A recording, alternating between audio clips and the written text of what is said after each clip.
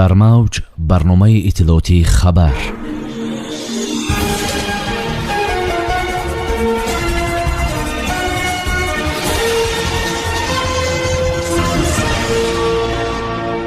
رئیس مجلس ملی مجلس عالی جمهوری تاجیکستان رئیس شهر دوشنبه محترم رستمی موملی در میدان تیانانمن شهر پکین در نزد یادگاری قهرمانان خلقی گلچنبر گذاشتند.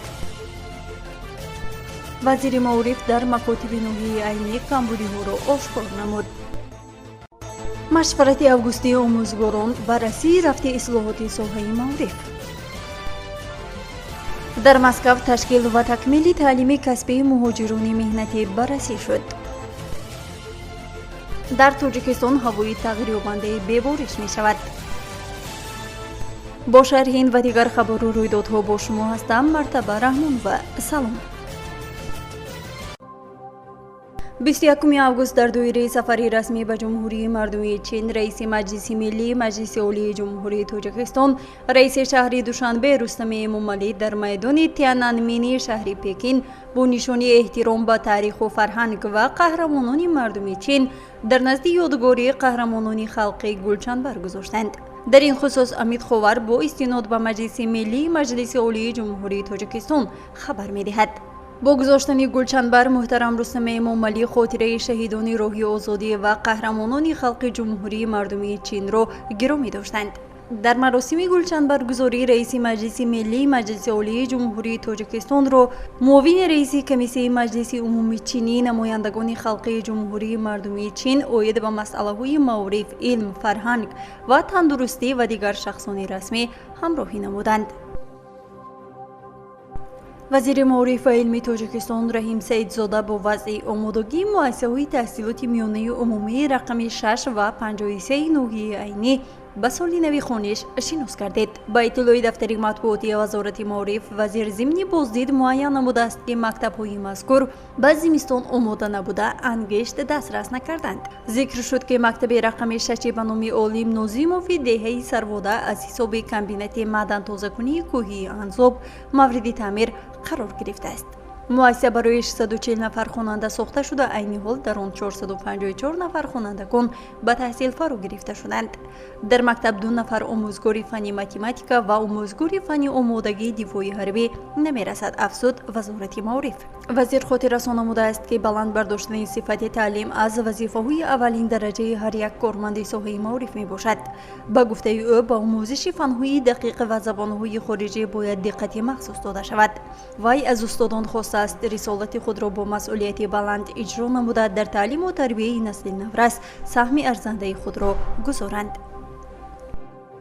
با شرافت سیاست معارف پرورانه اساسگذاری صلح و وحدت ملی پیشوای ملت پرزیدنت جمهوری تاجیکستان محترم امامعلی رحمان اصلاحات در ساحه معارف زینه به زینه عملی گردیده برنامه‌های گوناگون دولتی تطبیق می‌شوند. در مشورت اوگوستی آموزگاران که در کاخ فرهنگ شهر پنجکند با اشتراک رئیس شهر عبدالخالق خالقزاده، نماینده ریاست معارف ولایت سوخت بختیار سرهدف، سروران آموزگاران مؤسسه‌های تعلیمی، کارمندان شعبه معارف و دیگر علاقه‌مندان ساحه برگزار شد رفت اصلاحات ساحه مورد بررسی قرار گرفت. در آغاز مشورت اشتراکچیان مشورت با نمونه هنرهای دستی آموزگاران و خوانندگان لباسهای مکتبی که کارگاه دوزندگی شهر آماده کردند شناس شدند. نماینده ریاست معارف ولایت و رئیس شهر رفت اصلاحات‌های ساحه را در زمینه قانون‌های مربوطه، دستور و سفارش‌های پیشوای معظم ملت، قرارهای حکومت جمهوری تاجیکستان تحلیل نمودند و در این اساس وظیفه‌های سروران مؤسسه‌های تعلیمی و آموزگاران در سال تحصیلی نو معین کرده شد. در مشورت همچنین دیگر جبهه‌های اصلاحات ساحه تحلیل کرده بر روی تحکیم آن دستور و سفارش‌ها داده شد. در فرجام مشورت به یک گروه آموزگاران فعال نشان عنوان علوچه معارف و علم جمهوری تاجیکستان، سپاسنامه‌های ریاست معارف ولایت سوخت، مقامات اجرایی حاکمیت دولتی شهر و تحفه‌های خاطروی تقدیم کرده شد. معاون وزیر مهنت، مهاجرت و شغل اهالی تاجیکستان شهنازه نادری با سردار خدمات فدرالی مهنت و شغل اهالی روسیه ایوانکوف میخائیل دیدار و گفتگو کرد. ба иттилои дафтари матбуотии намояндагии вазорати меҳнат, муҳоҷират ва шуғли аҳолӣ дар Русия, ҷонибҳо оид ба мувофиқаҳои ба даст омада зимни баргузории ҷаласаи панҷуми гурӯҳи корӣ ибрози назар намуда, ҷиҳати андешидани чораҳои зарурӣ ва тезонидани муҳлати иҷроиши онҳо дастурҳо доданд. таъкид шудааст ки дар рафти мулоқот ҳамчунин масъалаи омода намудани муҳоҷирони меҳнатӣ пеш аз сафар, ташкил ва такмили таълими касбии муҳоҷирони меҳнатӣ дар муассисаҳои таҳсилоти ибтидоии касбӣ ва маркази таълимии калонсолони Тоҷикистон ба талаботи бозори меҳнати Русия ҷавобгӯ ва эҳтимоли омӯзиши касбии онҳо аз ҷониби корфармоёни рус мавриди муҳокима қарор гирифт. дар вилояти мухтори кӯҳистони Бадахшон ҳавои тағйирёбандаи бебориш пешгӯӣ мешавад. Шамол аз самти ғарб бо суръати 3-8 метр дар як сония, дар баъзе ноҳияҳо бо шиддати 10-15 метр дар як сония мевазад. ҳаво дар ғарби вилоят шабона 11-16 дараҷа, дар баъзе ноҳияҳо 19-21 дараҷа гарм аст. рӯзона аз 29 то 34 дараҷа. дар шарқи вилоят бошад шабона 3-8 ва рӯзона 17-22 дараҷа гарм мешавад. дар вилояти Суғд низ ҳавои тағйирёбандаи бебориш дар назар аст. ҳаво шабона 16-21 дараҷа ва рӯзона аз 32 то 37 дараҷа гарм мешавад.